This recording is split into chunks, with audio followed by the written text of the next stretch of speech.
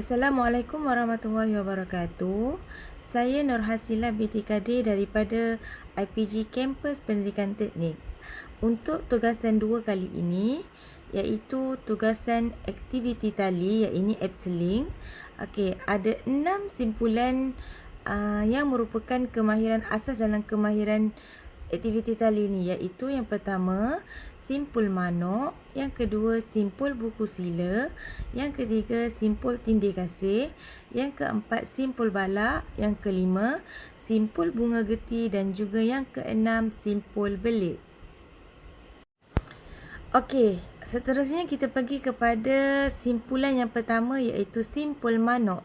Okey, simpul manok biasanya digunakan sebagai permulaan ikatan ketika mula mengikat pada kayu atau sebagainya.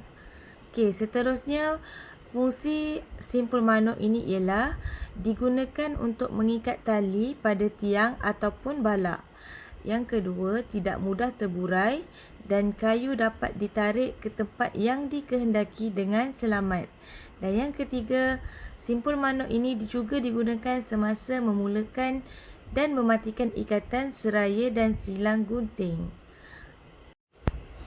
Okey, seterusnya kita pergi kepada teknik simpul manok. Okey, kita lihat simulasi simpul manok yang saya dah buat. Okey, kita perhatikan satu persatu cara bagaimana untuk membuat simpul manok. Okey, seterusnya kita pergi kepada teknik simpul manok. Okey, kita lihat simulasi simpul manok yang saya dah buat. Okey, kita perhatikan satu persatu cara bagaimana untuk Okey, yang seterusnya ialah ikatan simpul buku sila. Ikatan simpul buku sila ini digunakan untuk mengikat kain pembalut ataupun kain anduh, menyambung tali yang sama besar saiznya dan boleh digunakan untuk mematikan sebarang ikatan. Ikatan ini direka agar kedua-dua punca atau hujung tali tersebut senang dibuka semula. Itu ialah ikatan simpul buku sila. Okey, terdapat dua fungsi ikatan simpul buku sila ni, iaitu yang pertama untuk menyambung dua tali yang sama saiz dan yang kedua untuk mengikat pembalut segitiga semasa pertolongan cemas. Seterusnya, ini adalah simulasi teknik simpul buku sila. Okey, kita lihat cara untuk membuat ikatan simpul buku sila. Seterusnya, ini adalah simulasi teknik simpul buku sila. Okey, kita lihat cara untuk membuat Okey, seterusnya ikatan yang ketiga ialah simpul tindih kasih. Okey, simpulan tindih kasih ini digunakan untuk membuat gegelung tali yang tidak terjerut atau mengikat leher binatang supaya tidak terjerut. Jenis ikatan ini juga boleh digunakan dalam kerja-kerja menyelamat seperti menyelamatkan mangsa yang terjatuh ke dalam sungai. Itu ialah ikatan simpul tindih kasih. Okey, untuk fungsi ikatan simpul tindih kasih ialah yang pertama, digunakan untuk membuat tanjul yang tidak boleh menjerut. Yang kedua, untuk menyelamat orang dengan memasukkan tanjul itu keliling badan mangsa. Okey, seterusnya ini ialah teknik simulasi simpul tindih kasih yang saya lakukan. Boleh lihat cara macam mana saya membuat teknik simpul tindih kasih. Okey, seterusnya ini ialah teknik simulasi simpul tindih kasih yang saya lakukan. Boleh lihat cara macam mana saya membuat teknik simpul tindih kasih. Okey, seterusnya ini ialah teknik simulasi simpul tindih kasih yang saya lakukan. Boleh lihat cara macam mana saya membuat teknik Okey, seterusnya ialah ikatan simpul yang keempat, iaitu simpul balak.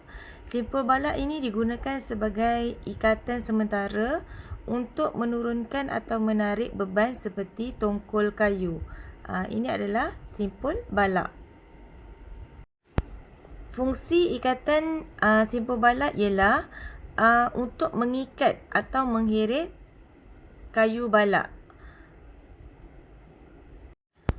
Okey, seterusnya ini adalah simulasi teknik simpul balak. Okey, kita lihat satu persatu bagaimana cara saya melakukan teknik simpulan balak.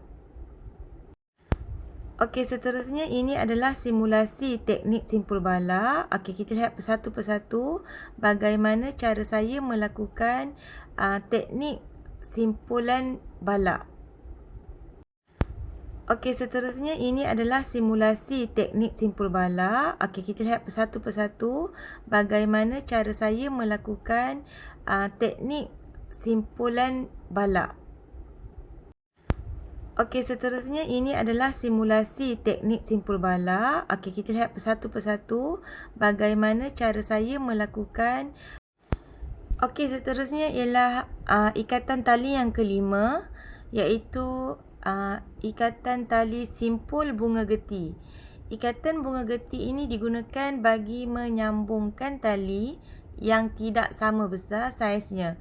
Contohnya bagi menyambungkan tali perahu dengan tali kapal. Itu adalah ikatan simpul bunga geti.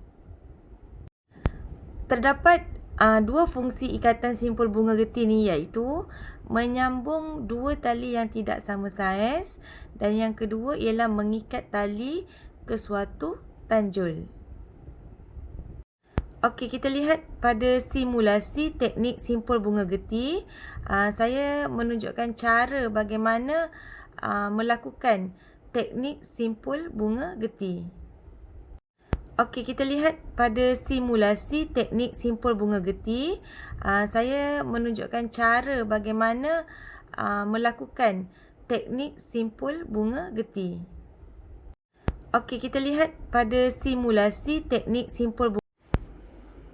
Okey, yang terakhir sekali ialah ikatan simpul belit. Ikatan belit ini digunakan untuk mematikan ikatan ke pokok, tiang atau ke pacang setelah mengikatnya. Kaedah ini memudahkan kepanjangan tali diubah-ubah, tali mudah dibuka semula dan juga tidak mudah ditanggal ikatannya. Okey, ikatan simpul belit ini terdapat dua fungsi, iaitu yang pertama digunakan untuk mengikat tali pada tiang untuk mematikan ikatan pada pokok kerana cara begini mudah dibuka semula serta tidak mudah tertanggal. Okey, yang kedua fungsinya ialah mengunci ikatan atau simpulan yang telah dibuat. Itu adalah fungsi simpul belit. Okey, ini adalah teknik yang terakhir, iaitu teknik simulasi simpul belit. Saya telah menunjukkan cara macam mana untuk membuat teknik simpul belit.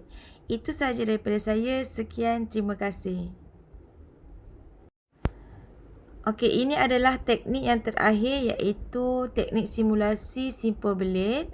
Saya telah menunjukkan cara macam mana untuk membuat teknik simpul belit. Itu sahaja daripada saya. Sekian, terima kasih. Okey, ini adalah teknik yang terakhir, iaitu teknik simulasi simpul belit. Saya telah menunjukkan cara macam mana untuk membuat teknik simpul belit. Itu sahaja daripada saya. Sekian, terima kasih.